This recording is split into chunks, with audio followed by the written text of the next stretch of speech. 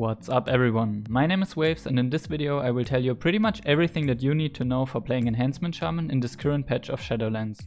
I split up the guide into two major sections. The first one will focus on what your character actually needs for you to get the best performance out of it, and in the second one we will talk about the actual gameplay of the specialization. If you want to check out specific parts of the video without watching the guide in its entirety, there are timestamps in the video description below that you can use to navigate through the video and skip to a certain point. With that being said, I'd say we just start with the first major section, which will be the character section, and we will start with Covenants. So when it comes to Covenants, there's really only one valid choice, which is Venthyr. There are some arguments for the other Covenants as well, but I can only highly recommend you playing Venthyr.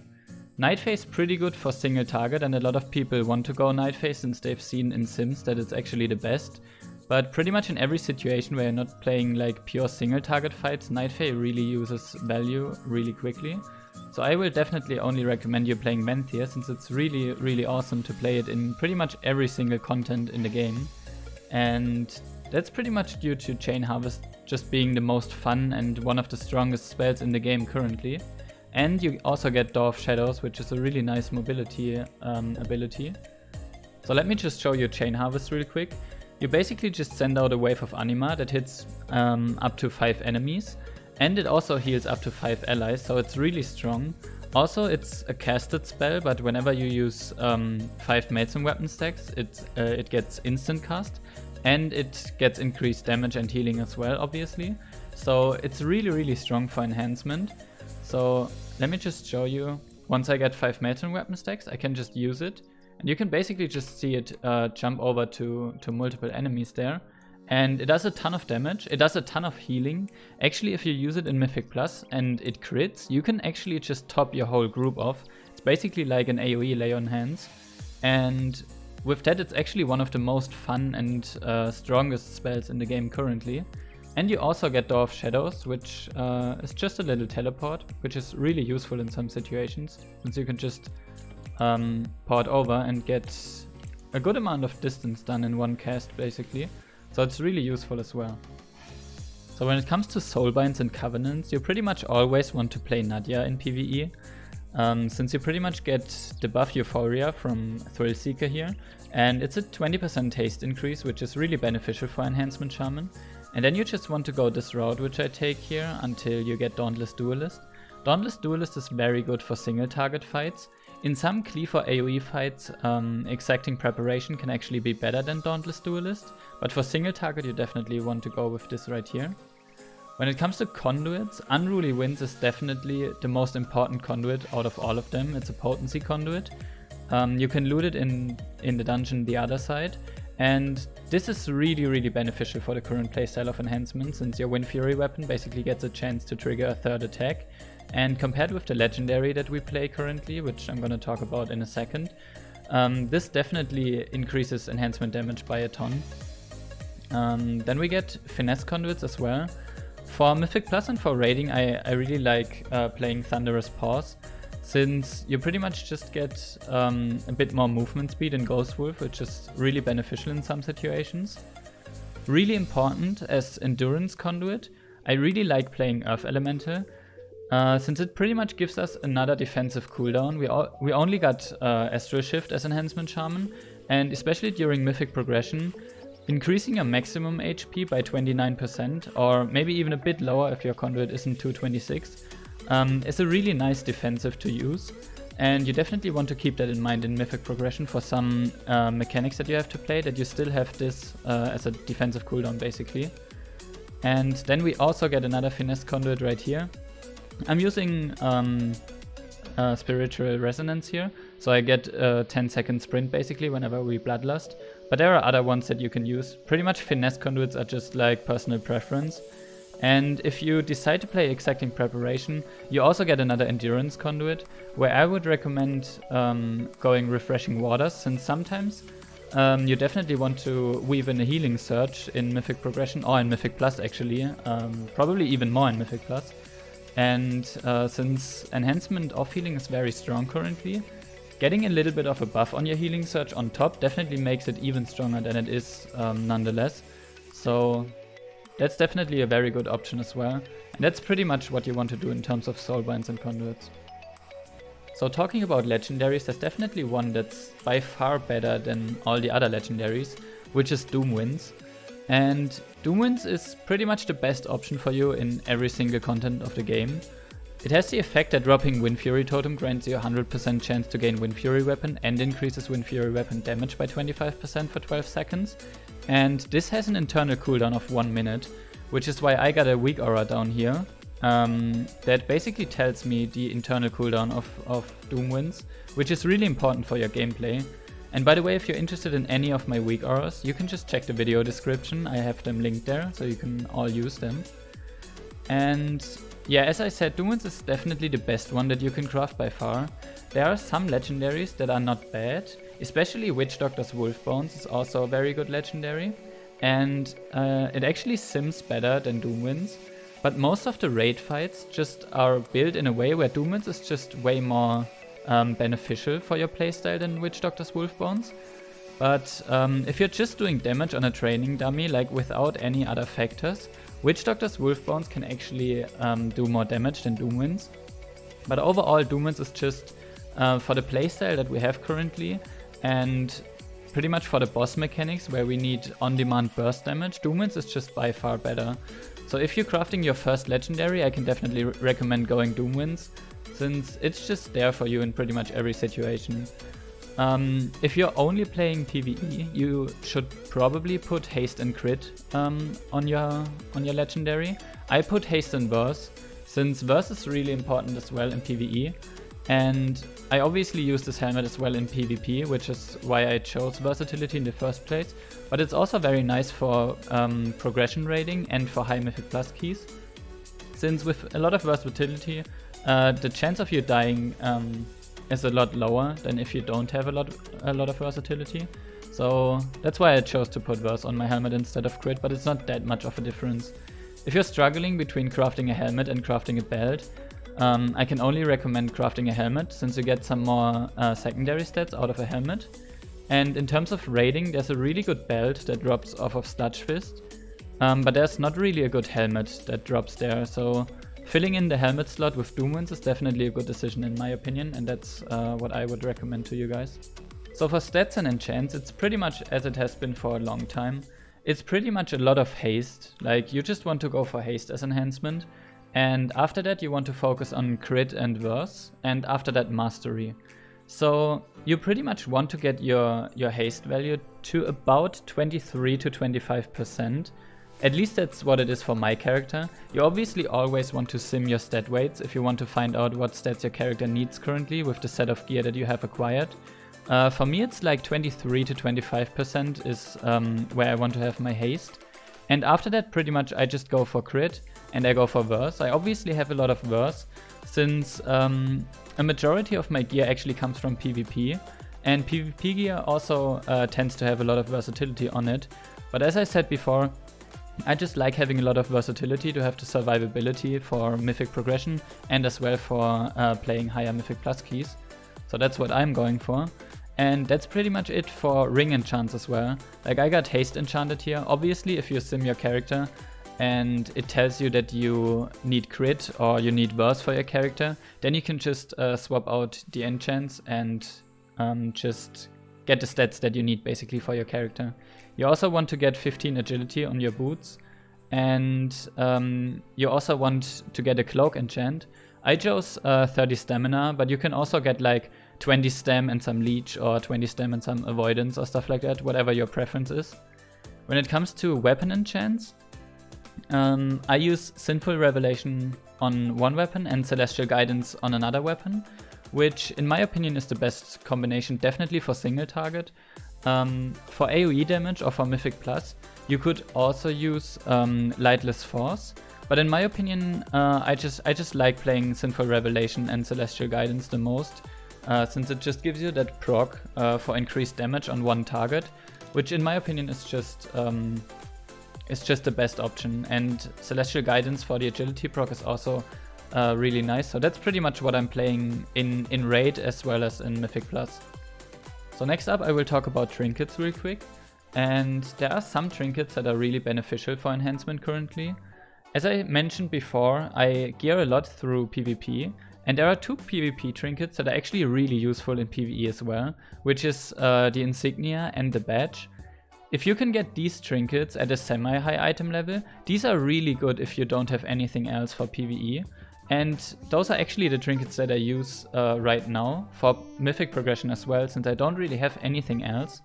But there are some really good trinkets out of dungeons as well, and also out of the raid. So for dungeons, there's pretty much the Quantum device, which is a really good trinket if you can get that one on a really high item level. So pretty much just farm 15s and try to get it on 210, or pray for your Great Vault to get it on 226. There's also a really good one in Plaguefall. This one here, the Phial of Purification. That's a really good trinket as well. And there's also one from the raid from Inerva Darkwane. There's the Memory of Past Sins, which is also a really nice trinket. There may be some other ones that are pretty good as well. For example, the one from Stone Legion, which gets better and better the more people you have in your group basically that are using the same trinket. And there may be some other trinkets as well, but these are, in my opinion, the best ones. You can use the site Blood Mallet to check for other good trinkets. And obviously also you can go ahead and just go to raid bots and sim the trinkets that you have acquired and just find out for yourself which trinket is the best to use for your character with your set of gear. And yeah, just find out that way what you want to play and what you want to get basically. So when it comes to talents, there's really not that much that you want to change in this current patch. You pretty much always want to play Forceful Winds. Since the combination with Doom Winds, Forceful Winds and Unruly Winds is very, very strong, so pretty much always go Forceful Winds. You never want to change anything in this row. Storm Flurry also pairs really well with the combination that I just told you of Forceful Winds, Unruly Winds and Doom Winds. Same goes for Elemental Assault. And you want to play Elemental Assault pretty much on every boss in the raid. The only time that you want to go Hailstorm instead of Elemental Assault is maybe in Fortified weeks. In Tyrannical you play Elemental Assault as well, but some people play Hailstorm in Fortified weeks. I always kinda do it depending on what mood I'm in, since Hailstorm is a bit more damage overall in Fortified weeks. I don't know how it is in really high keys. I think in really high keys it could actually be more beneficial to play Elemental Assault, since the bosses have way more HP. And on boss fights, Elemental Assault is obviously better than Hailstorm. But for lower keys like 15s and stuff like that, overall Hailstorm does more damage than Elemental Assault. In the next row, you pretty much always want to play what's best for the situation. Like, I just like to play Charge to have some more mobility and keep more uptime. But on a lot of the raid fights, your guild wants you to play Windrush Totem most likely. And if you don't really want to greed for damage that much and your guild doesn't need you to play Windrush Totem, you can just go for the cheat death and be a bit more safer on the boss fight. Since with this you pretty much avoid dying at some point, so for survivability you definitely go Nature's Guardian. For uptime you just go Charge, and for guild utility basically you go Windrush Totem. In the next row we pretty much always play Sundering currently, since Sundering for Mythic Plus obviously is really important, since it's basically an AoE interrupt and it does a ton of damage. It also procs Wind Fury procs, so during your Doom Winds window, Sundering is actually really, really beneficial and a really nice spell to press there. And for the last row, you pretty much always play Ascendance. Now that they added the initial damage when you activate Ascendance in Shadowlands, it actually became even stronger than it was in BFA. And yeah, with the Wind Strike during the Doom Winds window, it just fits in perfectly with the playstyle currently, and is pretty much the only valid option that we want to play here. So this is basically the talent setup that you want to play in most of the situations in the current patch. So that should be it for the character section of the guide. Now we're gonna swap over to the gameplay part, where I will tell you about the rotation and some other stuff that you can do to improve your gameplay of Enhancement Shaman in this current patch. So when it comes to gameplay, we first want to talk about single target situations. And there will be the opener, there will be Doom Winds windows, and there will be situations outside of your Doom Winds windows. And all of them have different priorities when it comes to dealing damage.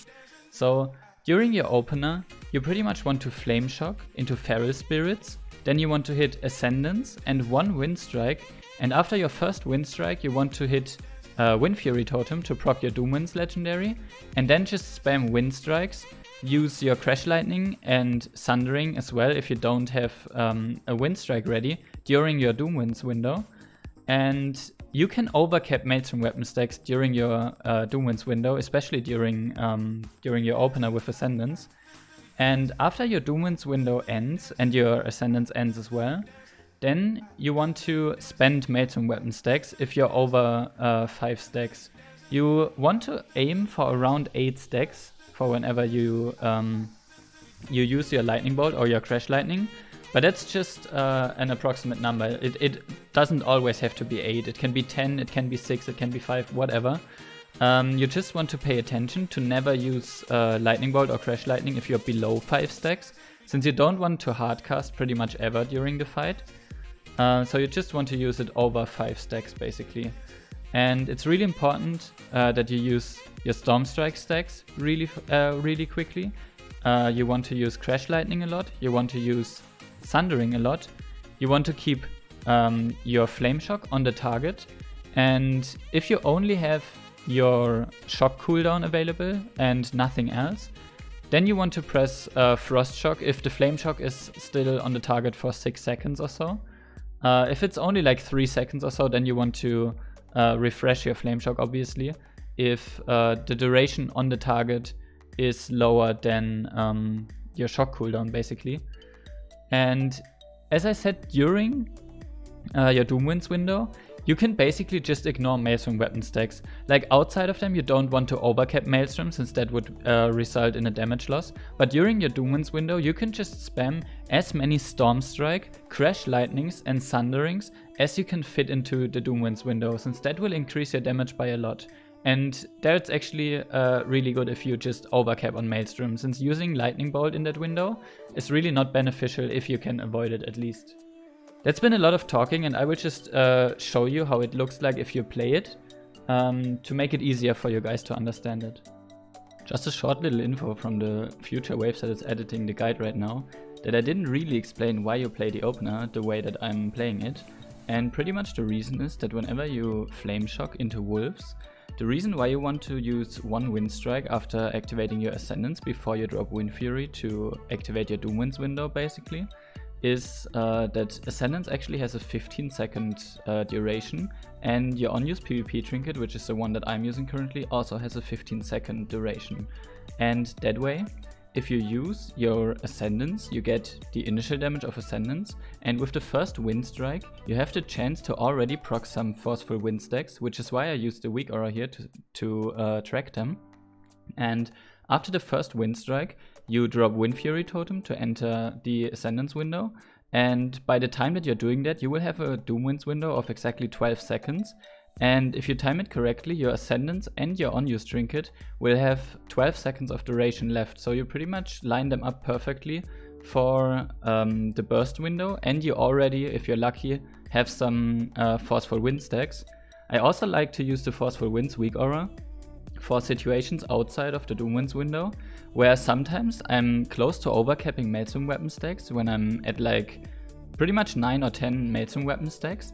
But if I see that I'm at 5 Forceful Wind stacks and they are about to fall off, kinda like in 1 or 2 seconds, and I have a Storm Strike available, sometimes I will actually use a Storm Strike to make the most out of the 5 Forceful Wind stacks that I still have, instead of using a Lightning Bolt and using the Maelstrom weapon stacks to spend them basically.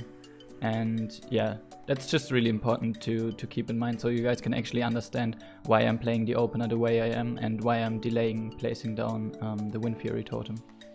So just as a short display of what I just explained, I will just show you the buff duration. Like, I'm not gonna play the whole opener, it's just the necessary part basically. So if we use it that way and then we use the Ascendance, 1 Wind Strike into our Doomwinds window, now you can see how I pretty much got the same second on my Doomwinds, on my Ascendance and on my unused trinket, and it pretty much just lines up perfectly, and now everything ends at the same time. And that's just how you want to time it basically, and then you get the most out of your opener. Alright, just from explaining, this could still sound a bit confusing, so I'm just gonna show you guys how to play it. If you watch right here above my character frame, you can see the globals that I'm pressing, so it may be a bit easier for you guys to follow exactly what I'm doing, but I try to talk you guys through it while I'm doing it as well. So you pretty much open up with a Flame Shock into your wolves, and then you Ascendance into one Wind Strike, you place your Wind Fury totem, and then you spam Wind Strikes and your Sundering and Crash Lightning if you don't have a Wind Strike anymore. And if you have to spend your Maelstrom weapon stacks here, then you use your Chain Harvest. And then outside of your Doomwinds window, you just want to spend your Maelstrom weapon stacks whenever you get a lot of them. Right here, if you don't have anything to press, you can also press a Healing Stream totem to support your healers in the raid or in the Mythic Plus dungeon. And then you just want to play it basically like I explained to you. I'm hitting more targets here, and I accidentally used the Chain Lightning here, which obviously we want to imagine this is only a single target fight. And then you pretty much just continue as usual. You use your Crash Lightnings, you use your Storm Strikes, you refresh your Flame Shocks, you also use your Lightning Bolts, and you always wait until you get a lot of Maelstrom weapon stacks to use the Lightning Bolts. And whenever you have your Doomwinds window again, you always want to wait until you have a Storm Strike stack before you use it. And then you just use your Doomwinds and try to get as many Storm Strikes and Crash Lightnings into them as possible, just as I told you. But that's pretty much how you want to do it. You definitely have to get some practice in to get used to the rotation basically, since especially if you played during Legion, it's really different in terms of playstyle. So it definitely takes a while to get used to the cooldown based playstyle that we have basically.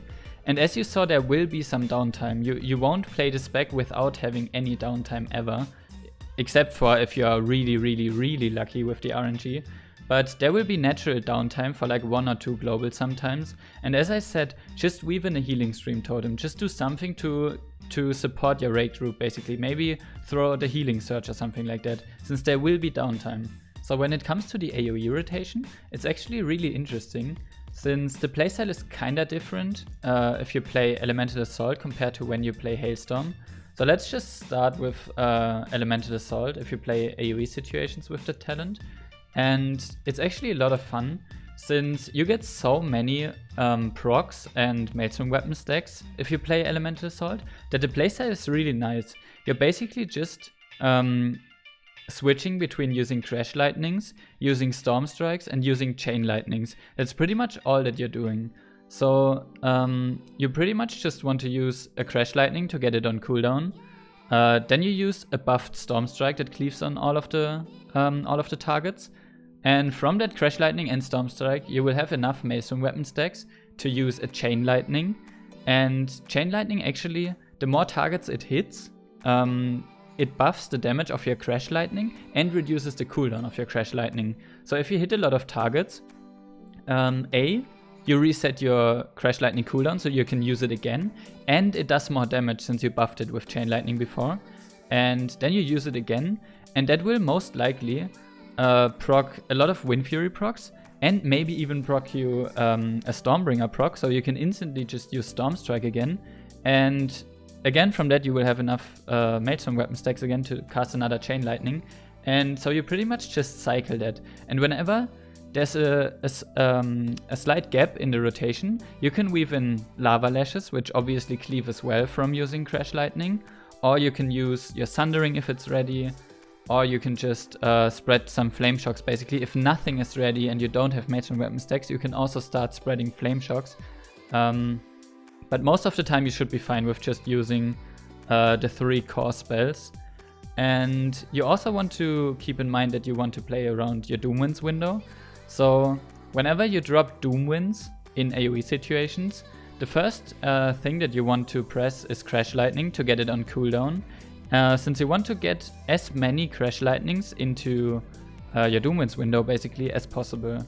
If you have Sundering ready, after the Crash Lightning you press Sundering, and then you press a Storm Strike, and as I said, you continue with Chain Lightning into Crash Lightning again, and pretty much just try to get as many Crash Lightnings into the group as possible.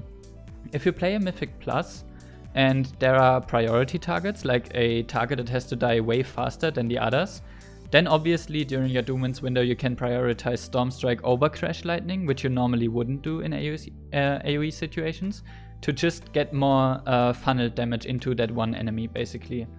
And yeah, on the other hand, if you play Hailstorm, the priority changes a little bit, since then pretty much after every Chain Lightning that you press, you don't want to instantly press Crash Lightning again, but between your Chain Lightnings basically, before you press the next Chain Lightning after the first one, you need to press Frost Shock, since you will get your Hailstorm buff from spending Maelstrom weapon stacks, and that will get overwritten if you spend more Maelstrom weapon stacks. So you use a Chain Lightning, let's say with 5 Maelstrom weapon stacks, then you have the Hailstorm buff, and then you have to use a Frost Shock before you spend more Maelstrom weapon stacks.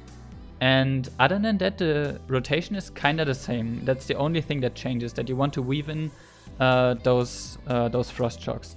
And how that exactly looks like when you actually play it is what we will check out next.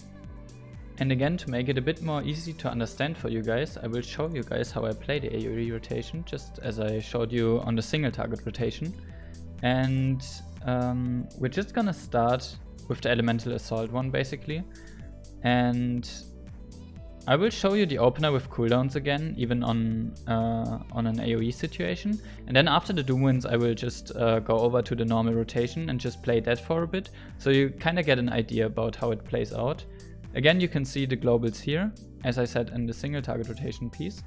And I just say let's go. I start the trash pack with a Flame Shock sometimes, since you don't really need the first global and you can just use it whenever you approach a pack to just throw in a Flame Shock and then just start your AoE rotation basically after that. Yeah, so that's what we're gonna do now.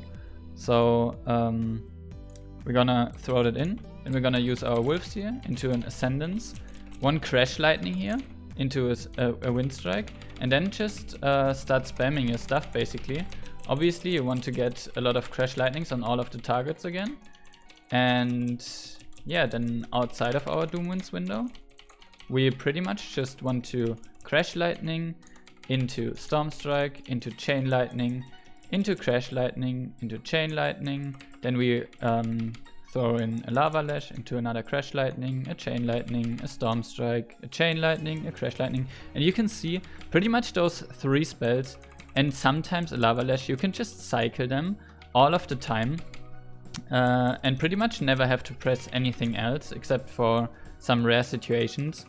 I didn't use my Chain Harvest here. Obviously you can use that for damage as well, but just for showing you guys the rotation, it wasn't really necessary. So you can just use that as well. Keep in mind, Chain Harvest doesn't reset the cooldown of Crash Lightning, only Chain Lightning does.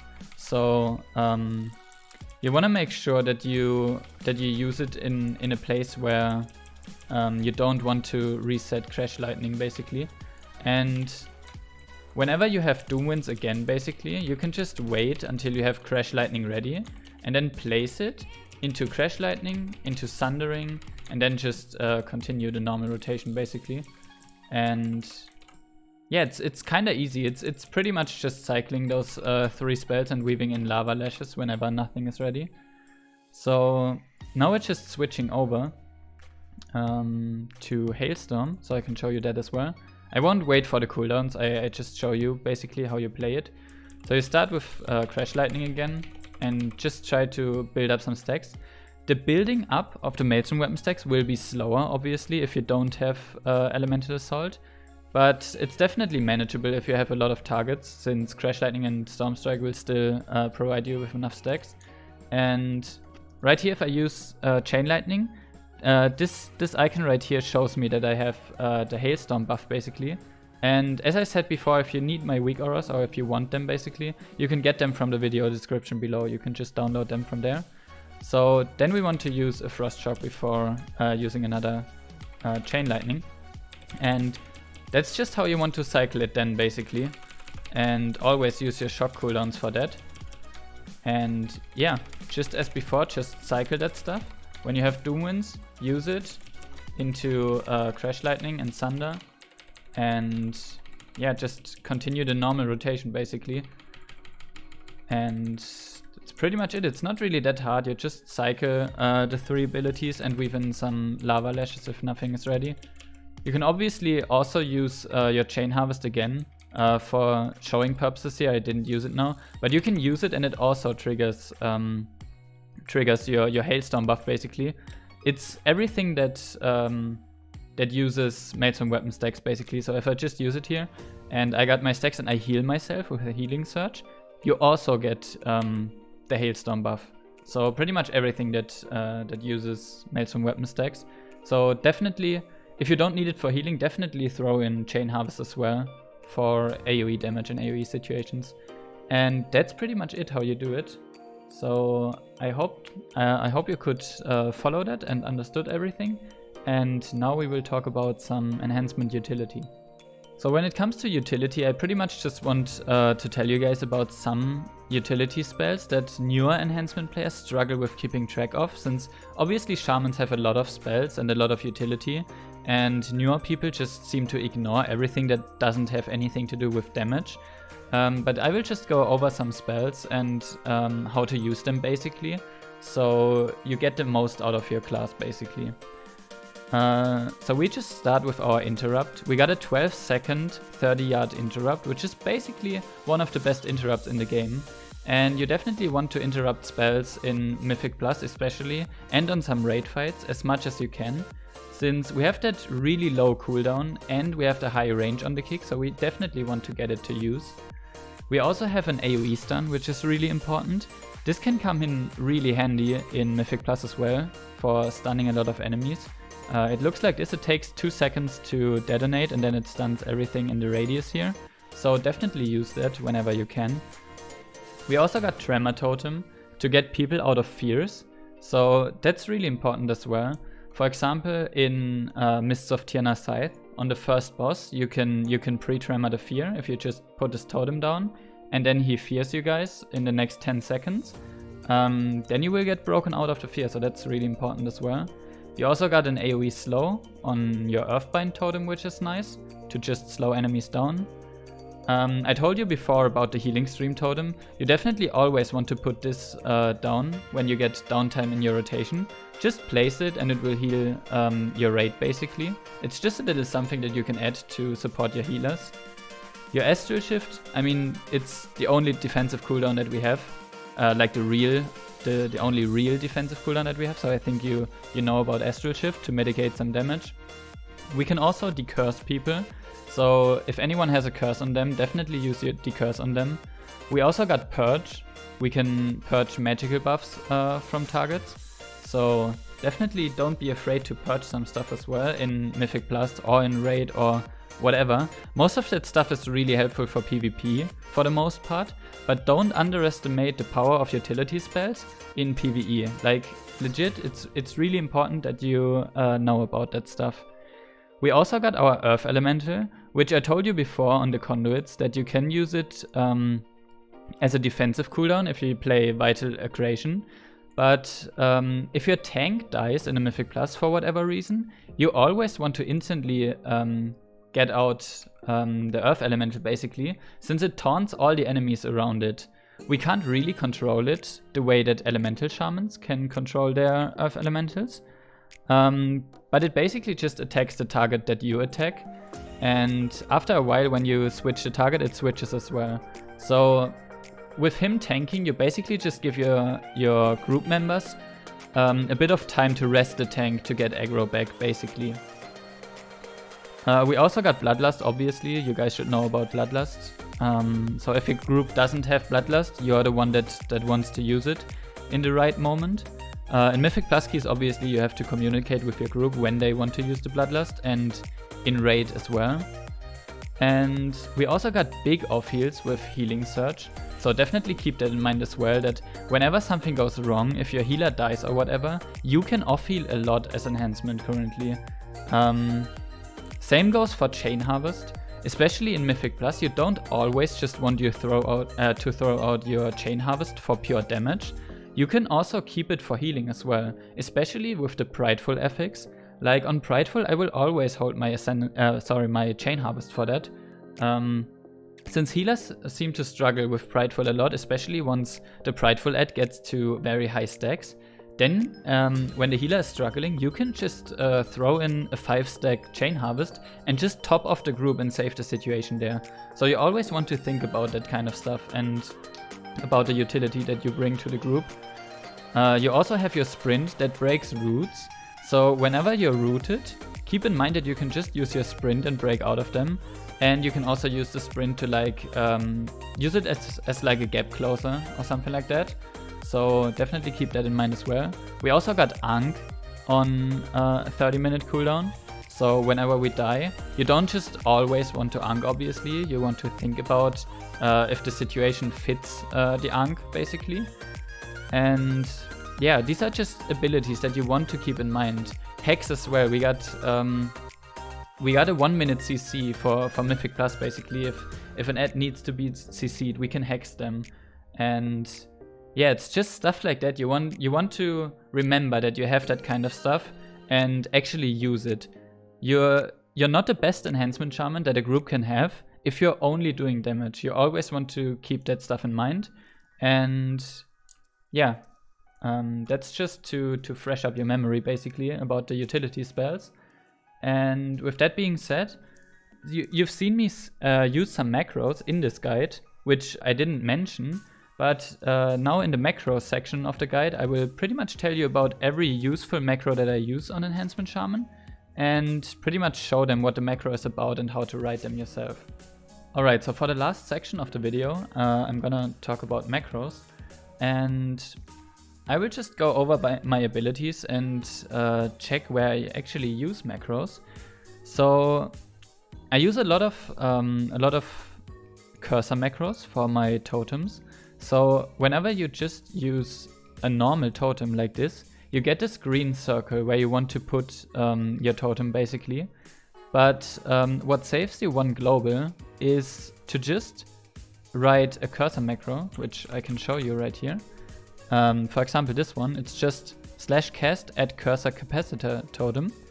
And I use that for my cap totem, as you can see right here. I just press the keybind and it instantly places the totem without me having to re-click it with the green circle. And I use the same for my slow totem. And it's just really useful and saves you about half a second of time, basically. I also use a lot of stop casting macros, like on my Storm Strike and on my Frost Shock and stuff like that. Pretty much my main abilities, all down here, pretty much all have stop casting in them. And the reason for that is, since I told you before in this guide that you don't want to hardcast Lightning Bolt. And the thing is, if you have a lot of haste, especially during Bloodlust, maybe even if you get PI, if you have too much haste and you're in the point of your rotation where you want to use a Lightning Bolt and you're spamming the button, you're using the instant cast Lightning Bolt, but if you have so much haste, you will instantly start casting a second Lightning Bolt afterwards.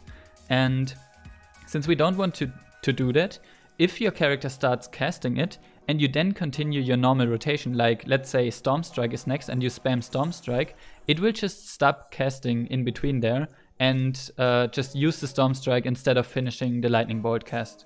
So that's just something that I personally like to use, I guess. I also use talent macros, like this one, for example. It basically just changes the ability in my action bar. Like whenever I pick Stormkeeper, it just puts Stormkeeper on my bar, and when I use Sundering, then it puts Sundering on my bar. I use the same thing for Ascendance and for Charge, basically. Pretty much everything that you can switch around. Like when I go Windrush Totem, basically, you can see here, then I got Windrush instead of Feral Lunge.